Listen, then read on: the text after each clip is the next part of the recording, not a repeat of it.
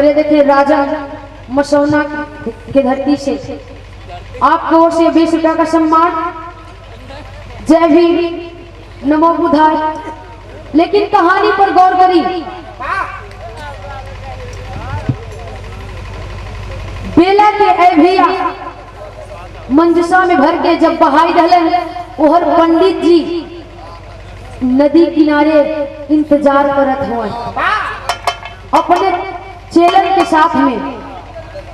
मने मने खुश मन मन में लड्डू फूटता कि अब जवन चहनी तवन लागता हो जाए। लेकिन कहल जाला कि जब ले ऊपर वाला ना बिगड़ियन कोई कुछ ना बिगाड़ पाई। हो कब मास्टर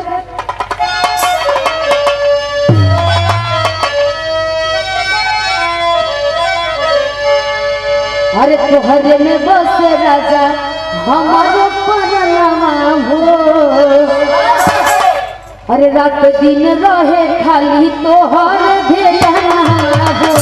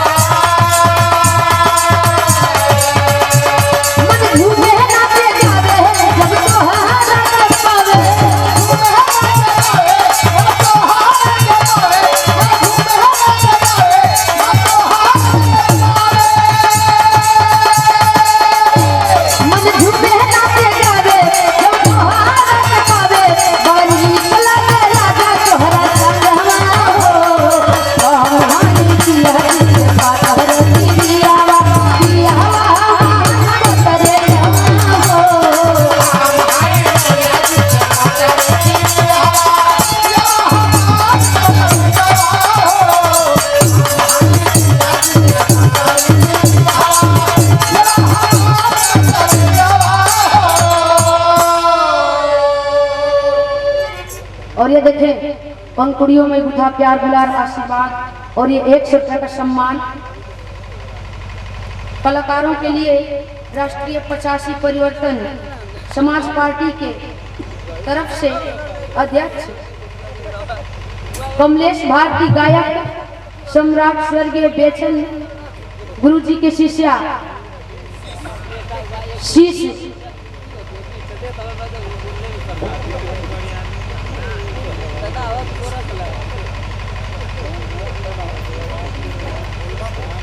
ओलमापुर विधानसभा सगड़ी से आपकी ओर से ये बहुत रुपये का सम्मान कोट कोट नमन। जय भीम।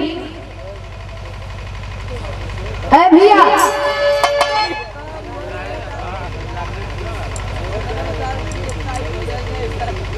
यहाँ बतावल जाता ओहर पंडित जी अपने शिष्यन के संग में खुशी मनावत हुन, जश्न मनावत हुन, इंतजार करत हुन। और हर बेला के मंजूसा में भर के राजा साहब बहा दहले हुन। नदी के बहाव की तरफ मंजूसा बहत जाता, लेकिन होता भैया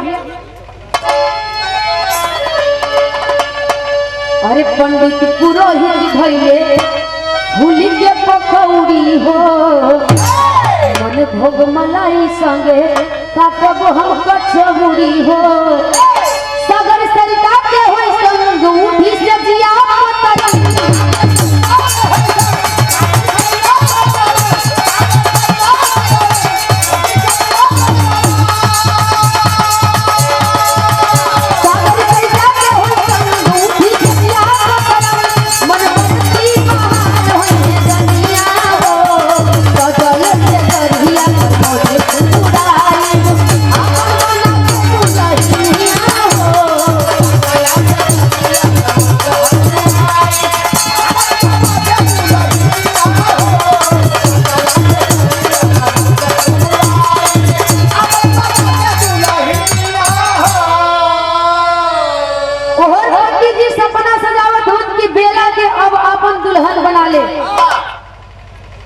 लेकिन विधि के लिखल विधान कोई टार ना सकेला। ए भैया भइल का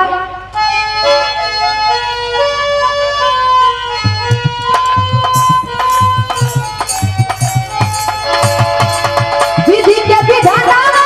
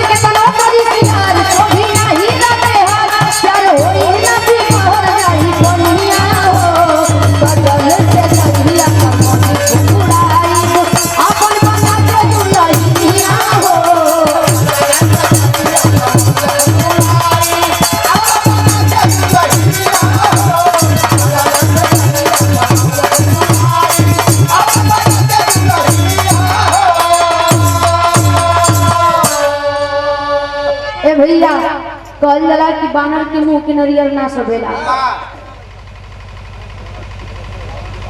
लाख उपाय लगवलन पंडित, लेकिन बीचवे में कहल जाला कि कोई अगर डूबता तो तिनका के भी सहारा मिल जाला तो बड़ा उपकार होला। तब तक से बीच में राजा के पुत्र अपने दोस्तन के संगे शिकार खेलत ही जंगल में निकलन। शिकार खेलत दौरान प्यास लगल, पानी पिए जब चलन उस समय भई के मास्टर तेरी के भाव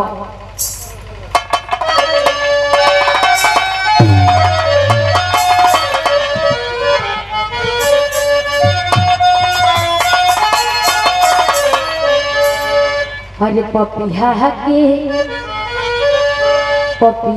के नाही मिलल पनिया हो, पपिया के नाही मिलल हो, पपिया के नाही मिलल पनिया, पानी के हृदय में कोमल कुंज ना खिलले हो खिलले। पपिया के नाही मिलल पनिया, कामी के हृदय में कोमल कुंजना खिलल। और अपन इंतजार करत हुअन पंडित जी। तब तक से एहर राजा के पुत्र प्यास लगल ए भैया नदी के किनारे जब पानी पिए गइलन उस समय होत का बा पपट कलाई है पपट का।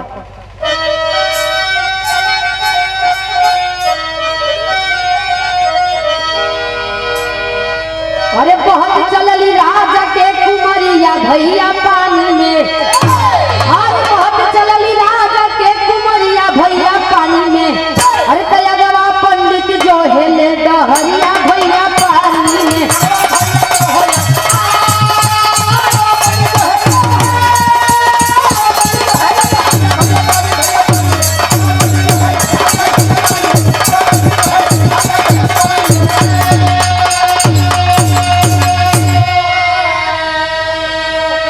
अरे खेलत जंगल में शिकारी एक अइले राजकुमार हो, देखले चमचमात मंजूषा आवत नदी किनार हो। अरे तो खींच के मंजूषा ऊपर लाले बलकरिया भैया पानी में। अरे विधि के लिखल नाटरी हो नहरिया भैया पानी में। ए भैया जाकर के पनिया के हिलगोर के जैसे ही अंजुरिया में उठा के मुहवा के लगावत हुअन तब तक से देखलन कि समनवा चमचमात मंजूषा आवत बा। जब मंजूषा के देखलन धीरे धीरे धीरे पानी के सहारे अपने पास किनारा तक ले लन। किनारा तक लिया के अपने दोस्तन की मदद से ऊपर ले गलन खींच के नदी के अरार पर ले जाके अय पंचो जब बक्सा खुलन तो ओकरे में सुंदर कुंवारी कन्या ए भैया जब कुंवारी कन्या के देखलन रोवे लगली बेला देख के राजा के पुत्र के। आखिरकार रो के पूछत हुन जब राजा साहब के पुत्र पूछत हुन कि आखिरकार कि तोहरा साथे कैलस के काहे भई। बेला रो के बतावत अली का अल्लाह के प्रमाण में मास्टर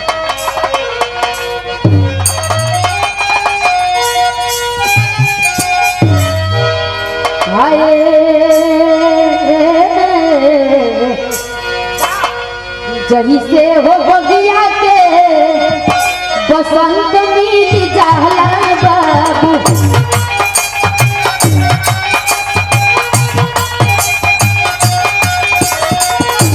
मुरझाइल फूलवा भरेला मुस्कान,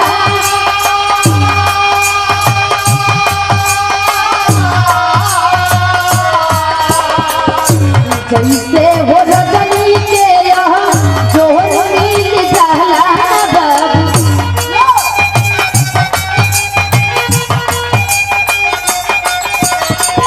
कि हमले चंदनिया खिल जाला यारवा,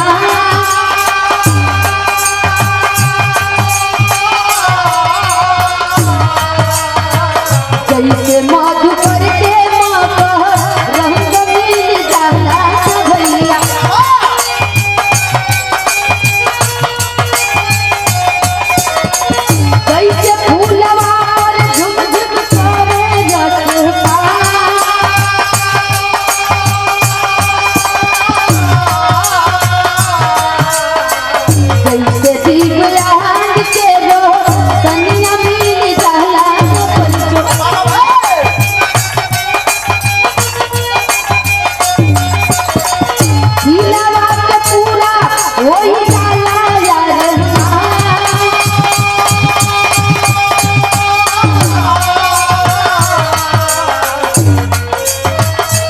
जैसे राजकुमार के अद्भुत मिलले रोशना कलको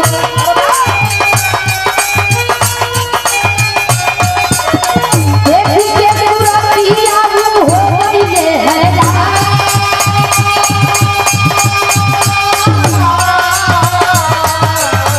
भटना के भटिया कवली सब देला बाबू बाबू ऐसा कइले पुण्य पंडित के दया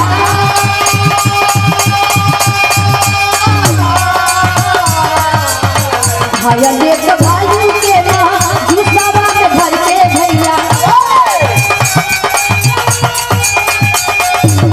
छोड़ले मंजूसावा के पनिया गलना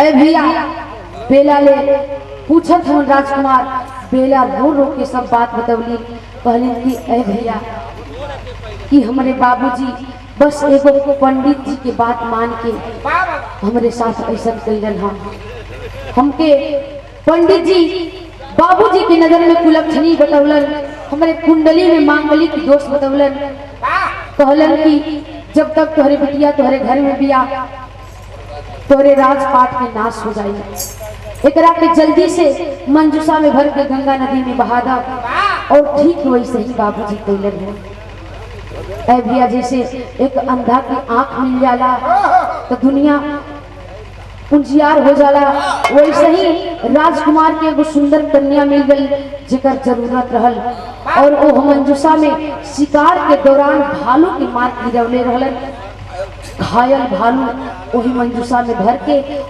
और बहा दहलन मंजूसा पहुंचल जहां पंडित जी अपने शिष्यन के संग में लेके जश्न मनावत होन इंतजार करत होन ए भैया वहां जब मंजूसा पहुंचल भैल का मास्टर खड़ी कलाई और जैसन कर्म करवाई निशान वैसन फल दी है भगवान अरे जैसन पाना जी न दुनिया ना जीवन ना रही हो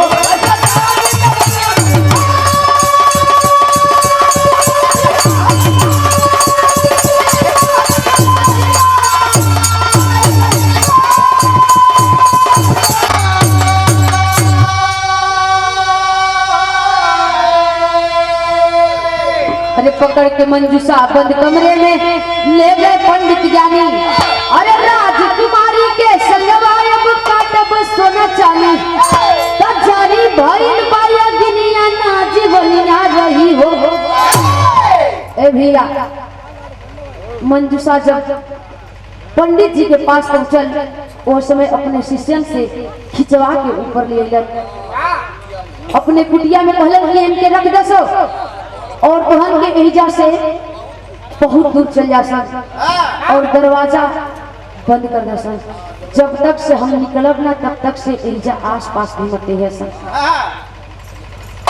जब तक से हम खोले के आदेश ना दे तब तक से एहिजा कोनो मते है सन ए भैया ठीक वैसे ही पंडित जी के शिष्या ले जाके वो कुटिया में बंद कर देलन और पंडित जी भी वही कुटिया में पहुंच गए सोचलन की मंजूसा के खोल के अपने मन के मुराद पूरा करी वैसे ही घायल भालू तड़पत रहल कराहत रहल दर्द से जब अपने आप को खुला पौलस पंडित के ऊपर हावी हो गई पंडित जी के नोचे लगल ए भैया इतनी नोचलस पंडित जी के कि कोनो अंग बाकी ना रह गल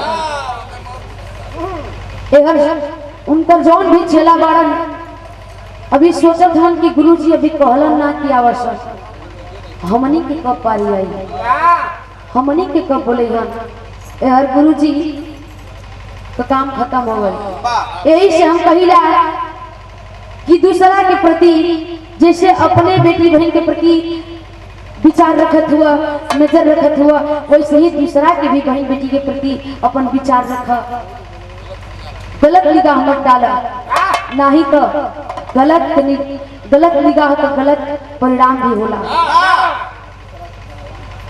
न दूसरा के कहला में अपन घर के बर्बाद करा सब कुछ तहस नहस हो चला है भैया। आखिरी बंद में बताए पड़ता